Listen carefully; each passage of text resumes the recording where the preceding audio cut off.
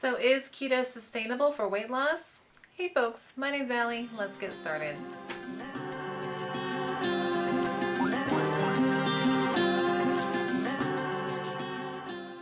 So I always hear a lot online about how keto isn't really sustainable, that you can't do it for the rest of your life. So is keto really something that you can do for years and years? Let's back up a bit. So we gain weight because we eat too much. So if you go on a diet and lose weight, that's great. However, if you go off of that diet and go back to your old eating habits, you're going to gain that weight back because that's how you gained the weight in the first place. I really think that the word diet has become associated with a temporary change in the way that we eat. So I think it's kind of useful to see the word diet for humans the same way that we see it for animals. And let me make the distinction for you. Whenever you talk about the diet that a rabbit survives on, we think, oh, that rabbit, eats leaves and carrots. Like that's its diet. Or maybe a cheetah eats, small animals. That's the diet that it lives off of. And I think a lot of people, my past self included, need to change the way that they view the word diet. We see it as temporary when we should really probably see it as something that's sustainable for a long time. I think this is why people often refer to going on a diet as a lifestyle change. Now, I do think it sounds a little cliche, and I wish that there were a better way to put it or a different phrase to use, because I think lifestyle change has become something that you hear often when people just associate it with going on a diet again too. However, no matter how cliche it may sound, it is true. You are changing your lifestyle. You're not just going on a diet. You're changing the way you eat. You're changing your habits. So I think we kind of needed to create that phrase, lifestyle change, because we were seeing the word diet as something that was temporary, something you go on until you lose weight, and then you go back to your old eating habits. So you go on the diet, you lose weight, you go off the diet, and then you might gain it back, and then you go back on the diet, and then you get off the diet. So it's kind of like going in circles and circles, kind of like a merry-go-round. So going back to that phrase, lifestyle change, we needed a way to say that you are deciding to change the way that you are going to sustain yourself and live. You're going to change that lifestyle, hence lifestyle change. So now let's go back to our main question. Is keto sustainable? Well, that's really subjective, and I think that the question should really be, is keto sustainable for you? Now, I lost a lot of weight with keto. I lost 170 pounds, and for me, it worked. But I'm not here to tell you that it's the most sustainable diet. Everybody's different with different needs and different preferences. However, sustainability for any diet, no matter if it's veganism or vegetarianism or Atkins or keto or paleo or whatever, sustainability is a key factor in its success. Remember, a diet is something like the rabbit or the cheetah that they eat all their life. It's something that they eat for a long time, and that's the way that it should be for us. So it's not just something that you go on to lose some weight and then you get off of again. It is a lifestyle change. Because once you go back to your old habits, you will probably gain that weight back. So the longer you can sustain the change in your diet, the better chances you have of getting that weight off and keeping it off. So in my experience, keto was sustainable for me because I liked the food that I was eating. I like big leafy salads and steak and chicken and sausages and bacon and cheese and all that. And I like being able to go out pretty easily because being social with either the muscle or family or friends and just being able to enjoy a meal together is important to me. I don't really miss starches like pasta or breads or anything like that.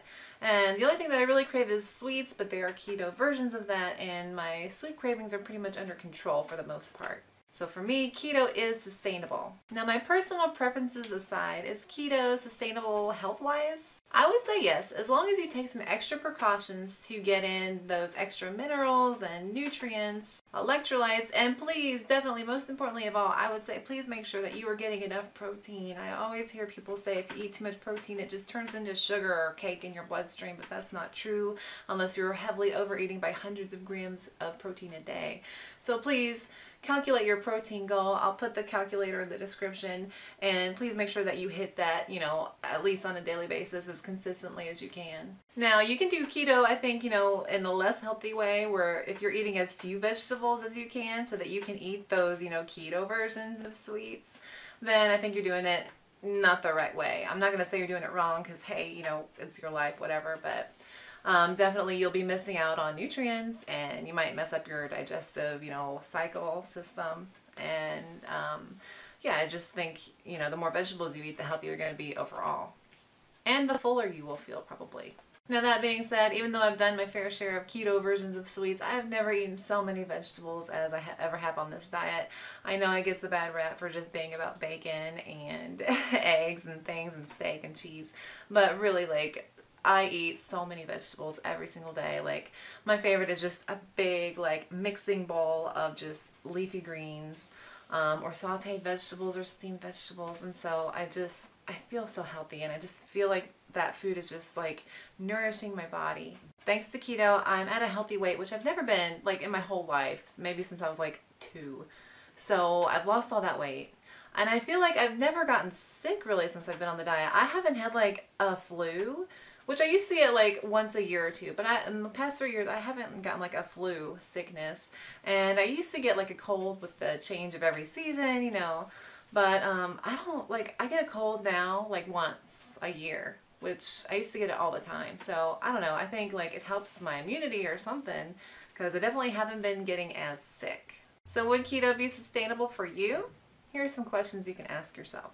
Do you like eating grilled, sauteed, broiled, boiled, baked meats? Do you enjoy raw and cooked vegetables?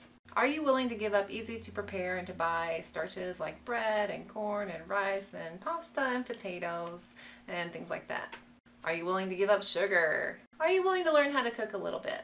Now, I will say I never really learned how to cook until I met my ex, and he just really taught me the basics, like, you know, how to cook a meat in the oven kind of thing, or how to, you know, like sear it on a pan first. So like basic cooking skills that I'm sure most people know, I didn't know, but like they came in handy when I started the keto diet, because it meant that I was able to prepare my own food rather than just putting food into like a microwave, you know, like a microwavable, like, you know, lean cuisine or something. So now I can prepare my own keto food, and so that really helped when I was starting out. Also, it helps if you know how to make like a tasty creamy sauce from meat drippings and stuff like that too. And finally, are you willing to track what you eat and count your macros and calories? And you know, some people don't track, and that's fine, and they lose weight, but you know, if you really want to be serious about it and you want to change your habits and make sure that you are just not overeating all the time, I think it's necessary to track and see what you're eating, because I had no idea like the portions I was eating. I thought, you know, like a soup bowl full of cereal was a serving, but it's not. A cereal is like half a cup or a cup or whatever. And you know, so I was always overeating throughout my whole life. So I think, you know, it can be sustainable to learn like what portions are and how much food actually is, and like how to, you know, measure out food for yourself. So if you've gone on keto, why is it sustainable for you? Is it that you just like the food that you're eating? Do you feel like you're not hungry all the time? I want to hear from you. And if you're not on keto, what diet is sustainable for you, and why do you like that diet? Thank you for watching. If you enjoyed this video, please like and subscribe to my channel. And if you want to find me on Instagram, my name is keto_Ally. On Instagram, I like to post like what I eat when I go out and other things that I'm eating, or stuff with the muscle too. Also, I have a blog. It's AllyMcWowie.com, where I've posted so far my favorite recipes. And you can find me on Facebook as well. Again, thank you guys so much for watching. My name's Ally. Have a good one. Bye.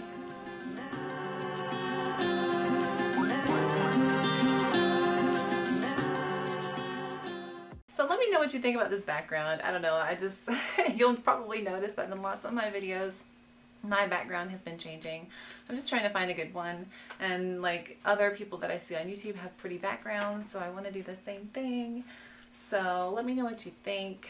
But yeah, so like if you notice, I'm wearing more summery clothes. I'm so ready for warm weather. I don't want to be cold anymore. I'm so tired of having to bring a jacket everywhere, even though in summertime I probably will still bring one, because everywhere has the AC blasting and I'm cold anyway. So it's just the struggle, but it's fine. You know, it's better than being, you know, overweight and unhealthy and fat. So yeah, again, as always, you guys, thank you so much for watching. I really appreciate it. Have a good one. Bye.